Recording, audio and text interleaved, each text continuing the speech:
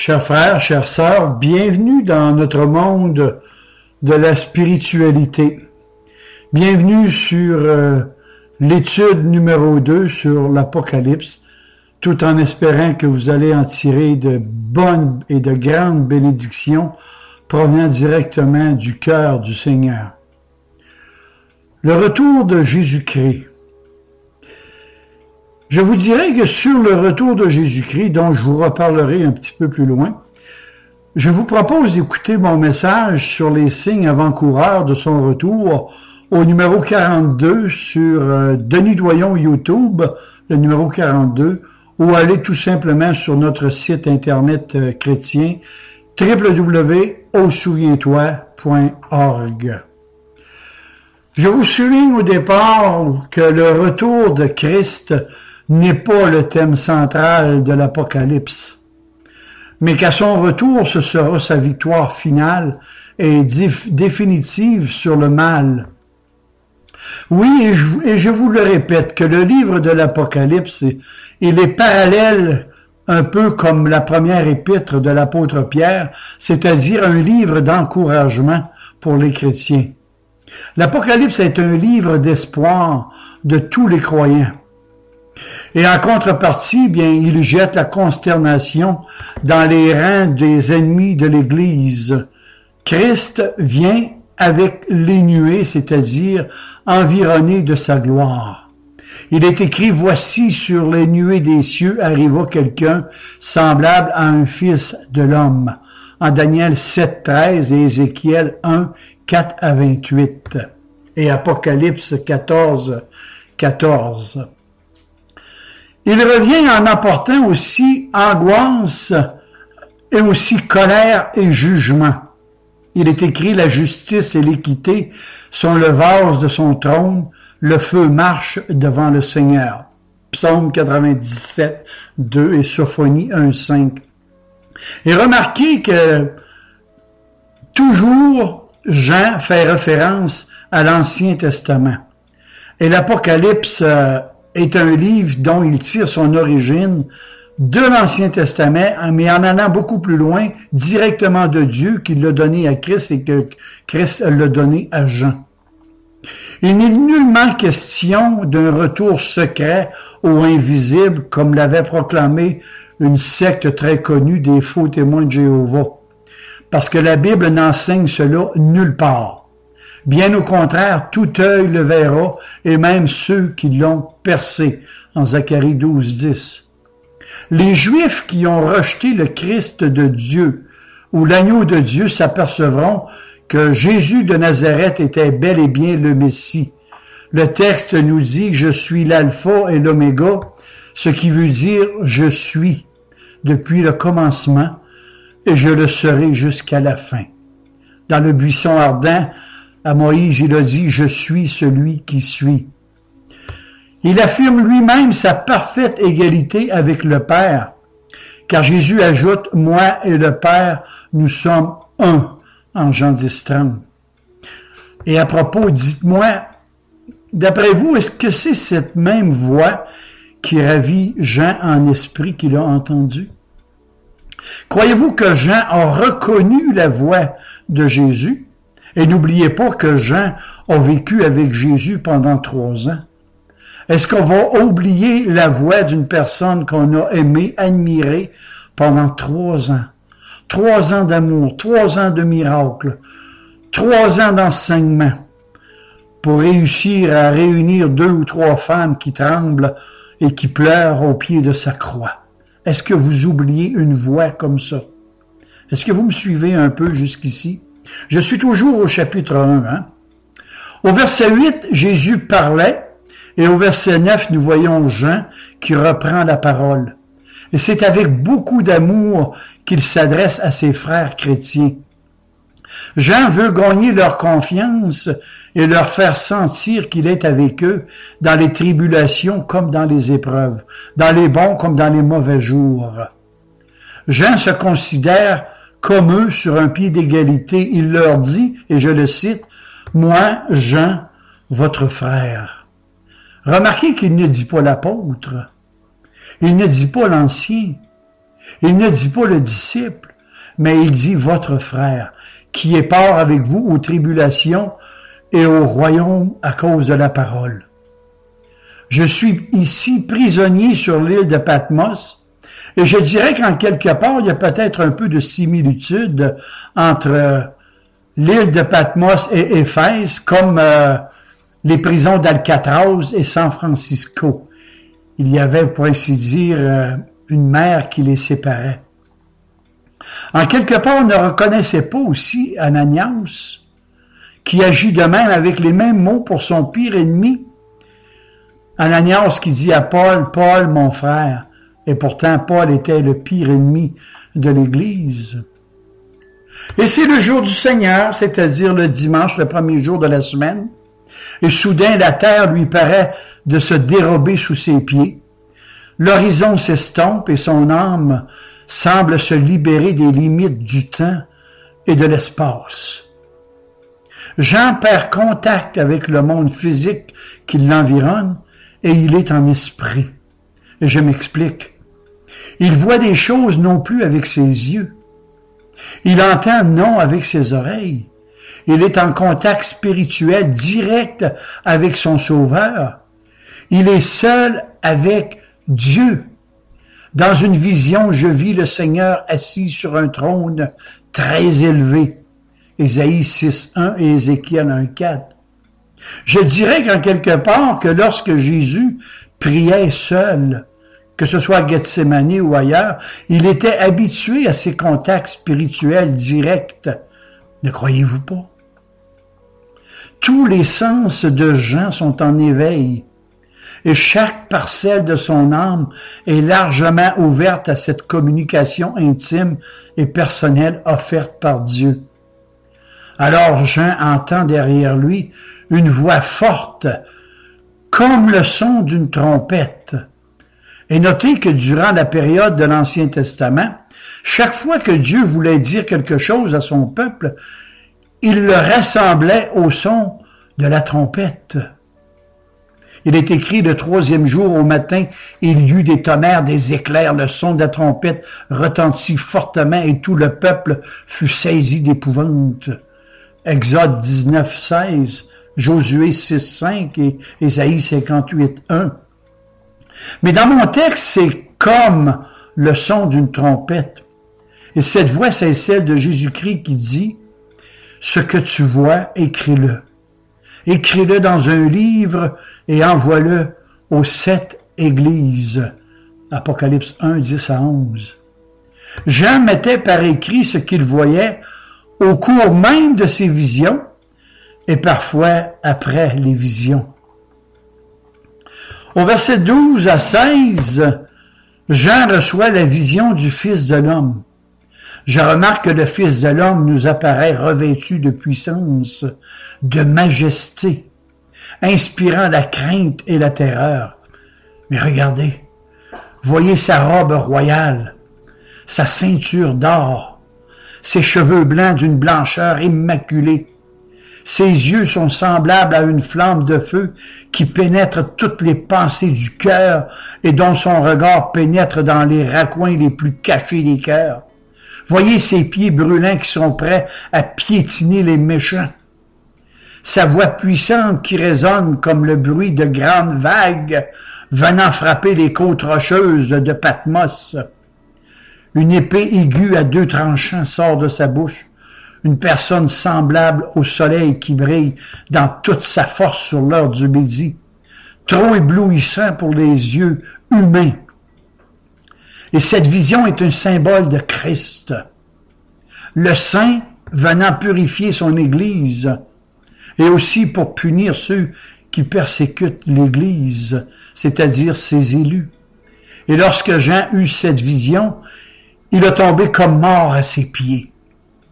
Et pourtant, le but de ces visions n'était pas d'effrayer Jean, mais de l'encourager. Le prophète Habakkuk, chapitre 3, nous dit « L'Éternel sort pour délivrer son peuple. » Il en est de même ici, il est écrit « Ne crains pas, je suis avec toi, petit troupeau persécuté. » Apocalypse 1, 17.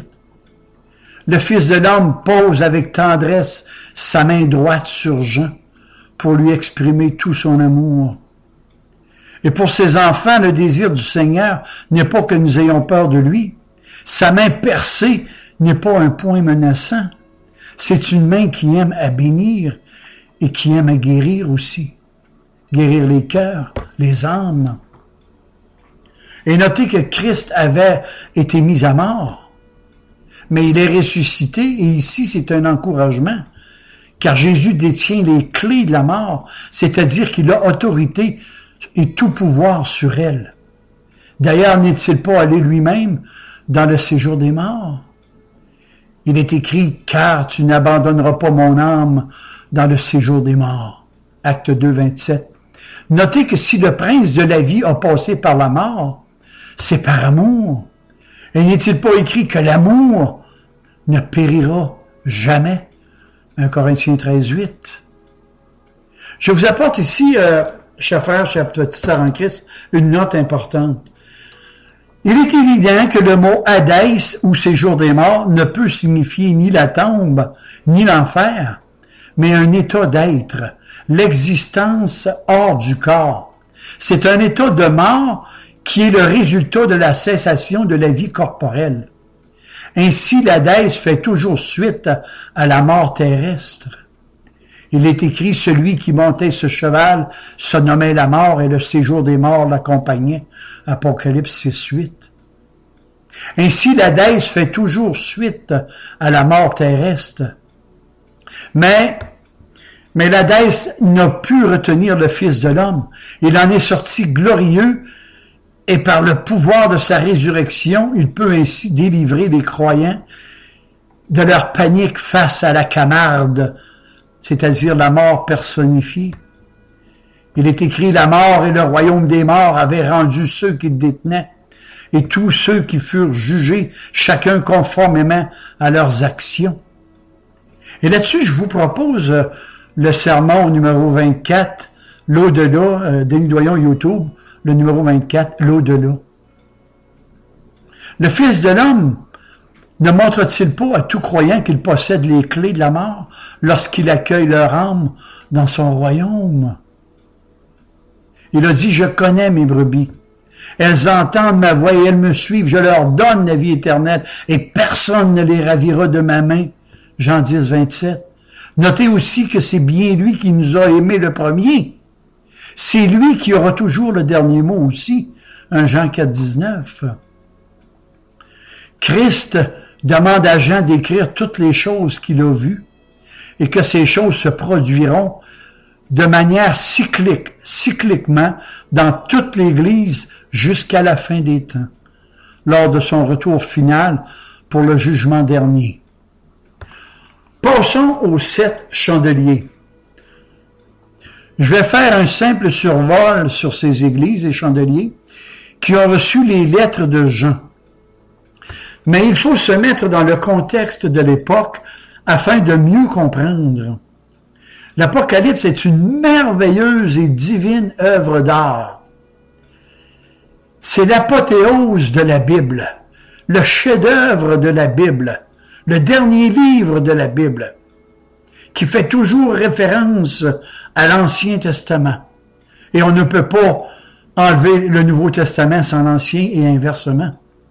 Des liens sensibles s'unissent entre elles les différentes parties du livre et la lecture préparatoire du premier chapitre de l'Apocalypse est donc nécessaire pour avoir une bonne compréhension de tous les autres chapitres. Car ceux-ci sont par eux-mêmes le fondement sur lequel est bâti le reste du livre.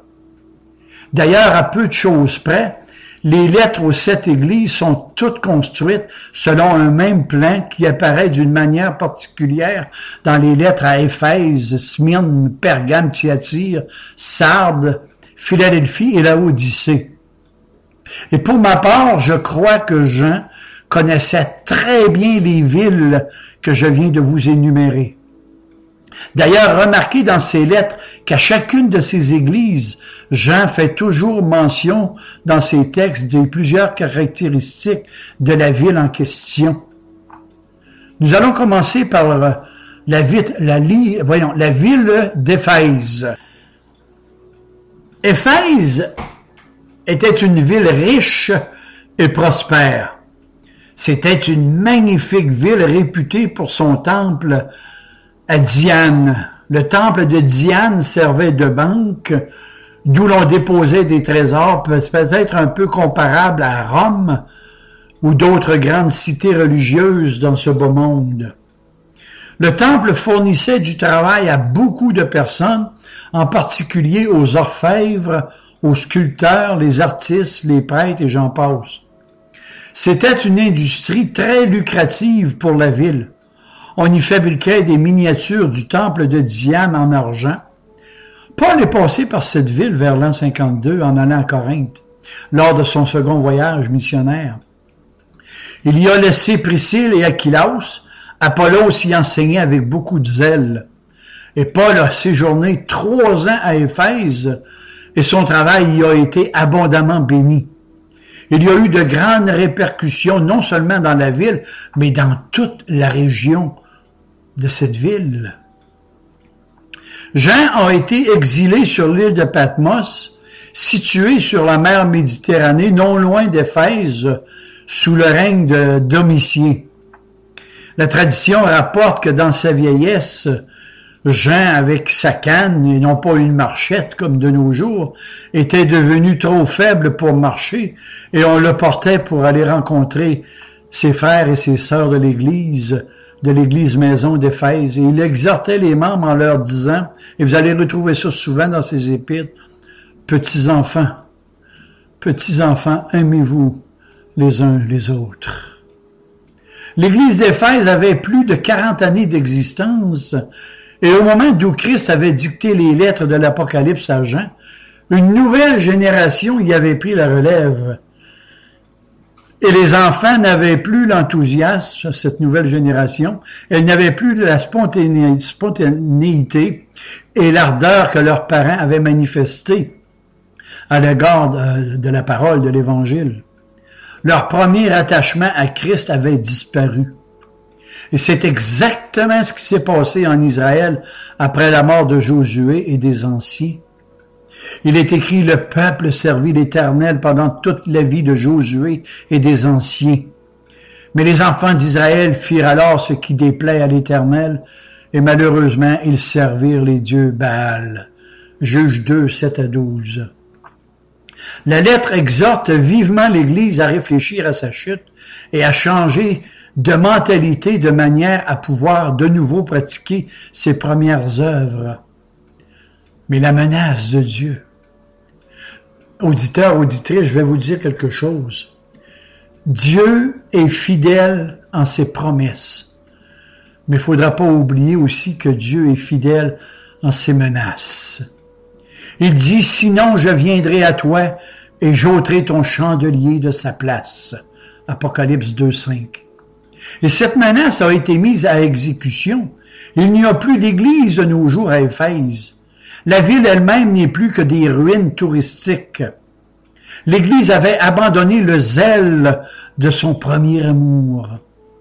Et je dirais que si la flamme pour le Seigneur ne se rallume plus, le chandelier devient fumeux et sera enlevé de sa place. Car ce qui rend lumineux, c'est l'amour. Cela a toujours été le même cycle qui se reproduit au travers de l'histoire. Il n'y a rien de nouveau sous le soleil, nous dit l'Ecclésiaste.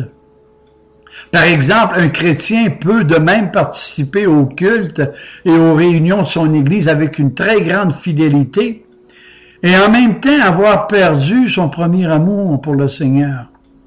Le cœur n'est plus là. C'en est devenu une routine. Et l'Église est devenue pour ceux-là un simple club social. Regardez l'exhortation du Seigneur, que celui qui a des oreilles entende ce que l'Esprit dit aux Églises. Et remarquez le pluriel du dernier mot, aux Églises. Et chaque lettre de Jean devait être lue dans toutes les Églises et non pas seulement dans celle qui porte son nom. Celui qui vaincra. Le vainqueur est l'homme qui combat le péché contre le diable et son empire et dont l'amour pour Christ persévère jusqu'à la fin. Et à ce vainqueur, Dieu promet quelque chose de meilleur que la nourriture offerte aux idoles. Celui qui montait le cheval blanc avait reçu d'avance une couronne de victoire et il partit en vainqueur. Apocalypse 6, 2. Oui, le Seigneur lui donnera à manger de l'arbre de la vie. Cela veut dire qu'il héritera de la vie éternelle dans le paradis, dans le jardin de Dieu. Et à noter que cet arbre de vie se retrouve dans l'Apocalypse, mais pas l'arbre de la connaissance du bien et du mal, en Genèse 3, 22 et Apocalypse 22, verset 2. Cette promesse est donc très bien adaptée au caractère général de la lettre, comme c'est aussi le cas pour chacune des 6 autres églises. Venez avec moi, on va prendre l'autobus, on va aller voir Smyrne. Smyrne, elle était la rivale d'Éphèse. Elle était située sur un bras de la mer Égée et se vantait d'être la plus belle et la plus grande des villes d'Asie. Et cette ville s'étendait du bord de la mer jusqu'au sommet arrondi de Pagos, une magnifique colline sur laquelle se dressaient des bâtiments publics. On l'appelait la couronne de Smyrne. On ne sait pas comment a pris naissance cette église. Certains pensent que c'est peut-être l'apôtre Paul lors de son 3e voyage. Il est écrit « Tous ceux qui habitaient l'Asie, juifs et grecs, entendirent la parole du Seigneur » Acte 19 et le verset 10. Le Seigneur demande à ses croyants de ne pas se prendre en pitié eux-mêmes.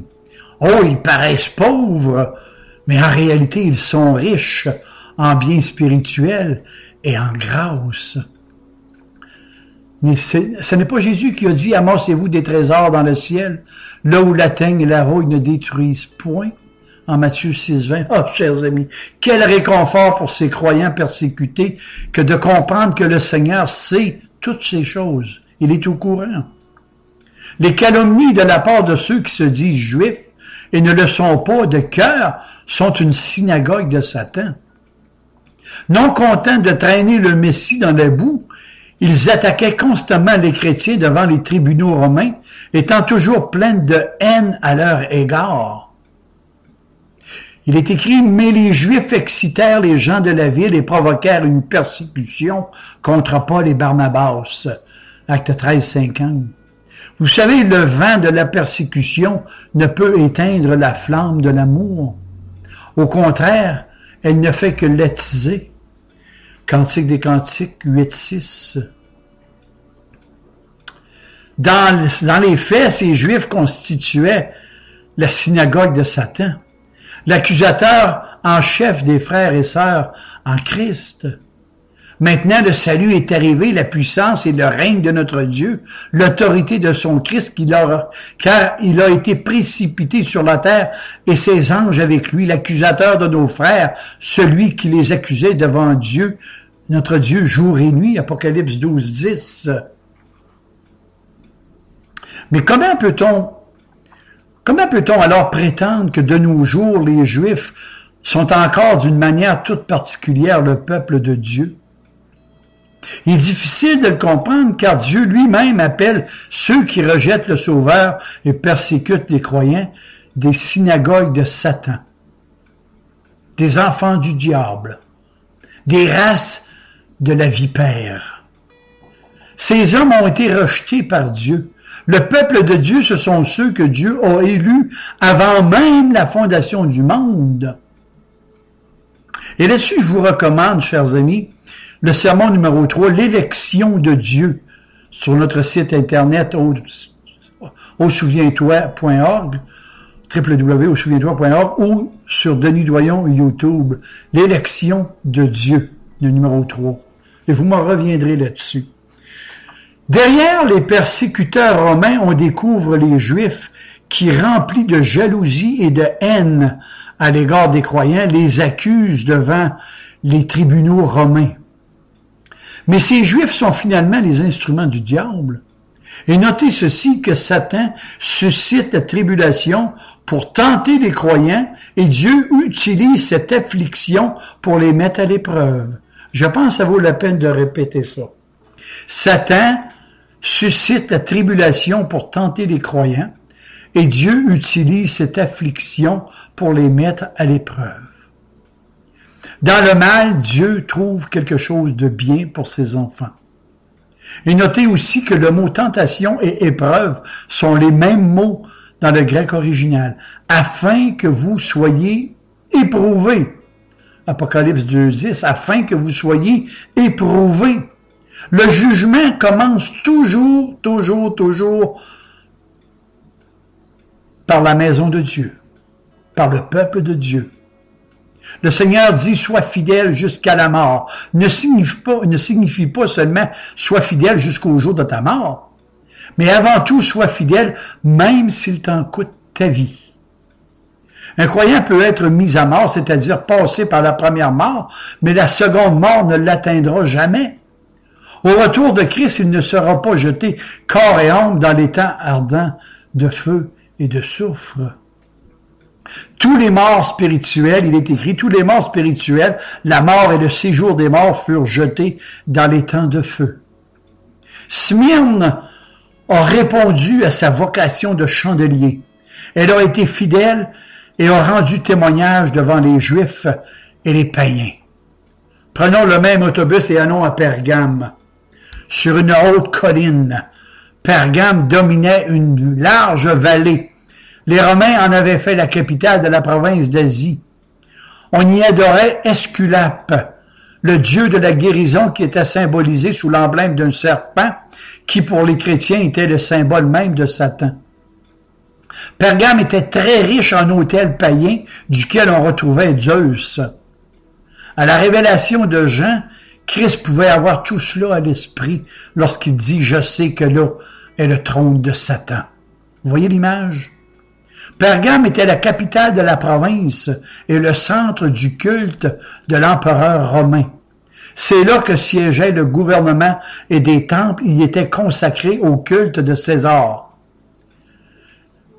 Et notez que les croyants étaient invités pour y faire brûler de l'encens devant la statue de l'empereur et forcés de proclamer « César est le Seigneur ».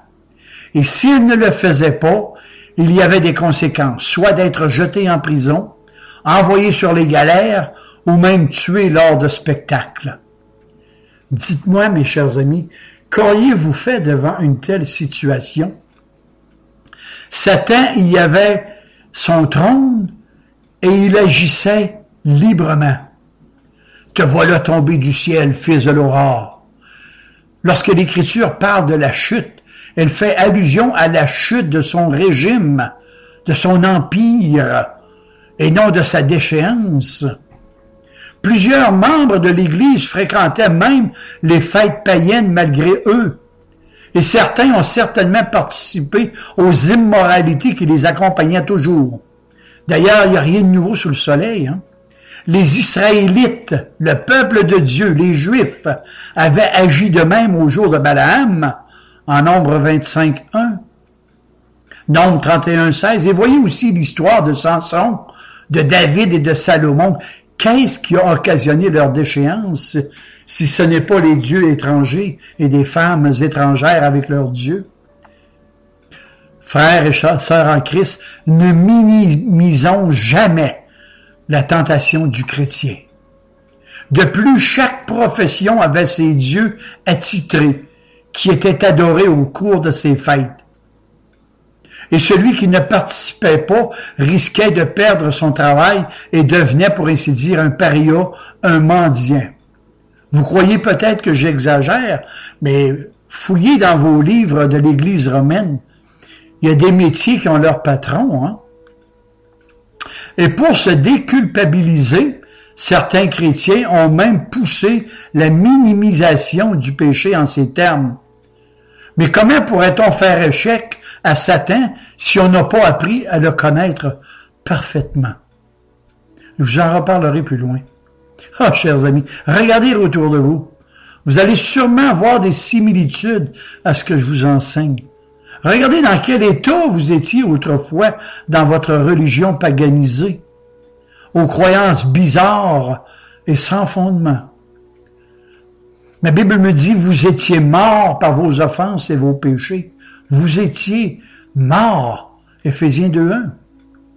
L'Église de Pergame n'était pas consciente des dangers, mais elle aurait dû établir des balises fondées sur la parole de l'Ancien Testament et prendre des mesures et des sanctions à l'encontre de ceux qui s'étaient égarés ou aventurés dans ce chemin large. Était-ce la faute des dirigeants de l'Église? Était-ce la faute d'un mauvais enseignement de la parole? Était-ce la faute des chrétiens? Je vous laisse la réponse. Celui qui vaincra recevra la manne cachée. Je dirais, moi, heureux celui qui se nourrit de cette manne cachée, de la parole au détriment odieux des viandes sacrifiées aux idoles, c'est-à-dire Christ dans sa plénitude. Cette manne cachée est déjà révélée aux croyants sur la terre. La grâce de Christ et tous ses fruits leur serviront de nourriture spirituelle cachée dans votre cœur. Elle est bien réelle et bénie car ce pain du ciel leur est donné. Jésus a dit, il leur donna du pain du ciel à manger, Jean 6:32. Et je lui donnerai un caillou blanc. Et sur ce caillou blanc sera écrit un nouveau nom. Et personne ne connaît si ce n'est celui qui le reçoit. Le caillou représente la personne qui le reçoit. Et je précise, non celui qui l'accepte, comme l'affirment certaines dénominations chrétiennes. Le caillou blanc représente une personne libérée de toute culpabilité, purifiée par le sang de Christ de tout péché. Le nom nouveau écrit sur le caillou désigne la personne qui le reçoit par sa grâce irrésistible. Notez ceci, ce n'est pas du tout une transaction entre deux parties. C'est l'œuvre de Dieu unilatéralement. Il n'y a pas de transaction là-dedans. Voyez-vous, avant de naître de nouveau, nous étions tous morts spirituellement. Et un mort autant physique que spirituel ne peut absolument rien faire. Il faut une force extérieure qui doit intervenir et cette puissance, c'est Dieu. Jésus a dit, sans moi, vous ne pouvez pas rien faire. Jean 15:15. Jésus a rajouté, je connais ceux que j'ai choisis. Jean 13:18. Et chaque bénéficiaire de cette grâce intervenante aura conscience qu'il est un élu de Dieu. C'est le Saint-Esprit lui-même qui lui dira qu'il est devenu un enfant de Dieu, un rescapé de la grâce, une nouvelle créature avec ce nom nouveau dans son âme et dans son cœur. Romains 8:16. Je dirais, moi, pour mieux vous le faire saisir, des hommes et des femmes transformés à son image, comme par exemple des Jacob tout croche pour devenir des Israël, des Lévi voleurs et cupides changés pour Matthieu, des Simon fils de Jonas changés pour Pierre, les Sauls de Tarse religieux changés pour l'apôtre Paul. Voilà ce que fait la grâce de Dieu. Et notez que Satan n'a jamais transformé une créature terrestre. Je dirais, il l'a plutôt déformé et défiguré son cœur à son image. Et cette interprétation biblique repose sur le solide fondement des passages parallèles de l'Ancien Testament. On t'appellera d'un nom nouveau, que la bouche de l'Éternel déterminera. Et il donnera à ses serviteurs un autre nom. Ésaïe 65:15. Et à ce sujet, il est intéressant de noter que les incroyants reçoivent de la part du diable une marque, une imitation. Quelqu'un a dit que Satan est le singe de Dieu. Une marque, une imitation du nouveau nom sur leur front, tout comme les croyants, le nom de Christ sur la terre. Je regardais et je vis 144 000 personnes qui avaient son nom et le nom de son Père écrit sur leur front. Apocalypse 14:1. La marque donnée aux incroyants est la marque de la bête, du diable, c'est-à-dire la marque, l'empreinte et le caractère du diable. Et les païens le démontrent par leurs pensées et leurs actions. Et dans mon texte, il en est de même par leurs œuvres. Vous les reconnaîtrez à leurs fruits, comme les pommes poussiéreuses de Sodome et Gomorrhe. Un bon arbre ne peut porter de mauvais fruits, ni un mauvais arbre porter de bons fruits. Et notez que Dieu regarde aux fruits et non aux feuilles. Et le récit de Sodome et Gomorrhe se trouve en Genèse chapitre 19. L'enfant de Dieu, le croyant, reçoit un nouveau nom. Sa personnalité est merveilleusement transformée tous les jours de sa vie par la grâce par-dessus grâce et grâce par-dessus grâce. Il entre dans une nouvelle relation intime avec son Sauveur et son Seigneur. Christ révèle son nom aux croyants dès maintenant sur la terre et jusqu'aux confins de l'éternité sans fin. Et je me répète, le livre de l'Apocalypse est un livre symbolique qui trouve sa parfaite logicité et unité dans tout l'Ancien Testament. Pour pouvoir comprendre le sens précis d'un écrit, tout rempli d'allusions à des expressions et à des images de l'Ancien Testament, il faut d'abord se nourrir et s'imprégner de tous les autres livres de la Bible. L'Apocalypse est le temple des Saintes Écritures. Et c'est beau ce que je viens de dire là. L'Apocalypse est le temple des Saintes Écritures, l'apothéose des livres sacrés. Après avoir traversé toutes les autres parties du tabernacle, du sanctuaire, on pénètre à genoux dans le lieu très saint et on ne peut que lui apporter nos louanges. C'est d'une harmonie providentielle et surnaturelle. C'est ça le livre de Dieu. Le croyez-vous? Le croyez-vous vraiment du plus profond de votre cœur? En terminant, chers frères et chères petites sœurs en Christ, je vais vous offrir un des plus beaux cantiques de louange, d'exaltation pour le roi des rois, le grand monarque du ciel. L'oratorio du Messie de Handel. L'oratorio du Messie de Handel. La dernière strophe, et je le cite, il dit ceci: « Il est digne, l'agneau qui a été égorgé, qui s'est sacrifié à Dieu par son sang, de recevoir la puissance, la richesse, la sagesse, la force, l'honneur, la gloire et la bénédiction. À celui qui est assis sur le trône et à l'agneau soit la bénédiction, l'honneur, la gloire et la domination pour les siècles des siècles. » Amen. Que le Dieu de toute grâce vous bénisse et soyez heureux dans sa parole, tout en espérant que vous serez à notre prochain rendez-vous pour Apocalypse chapitre 3. En terminant, voulez-vous me faire une promesse de lire l'Apocalypse? C'est pas long, il y a seulement 22 chapitres. Ça se fait facilement dans une journée.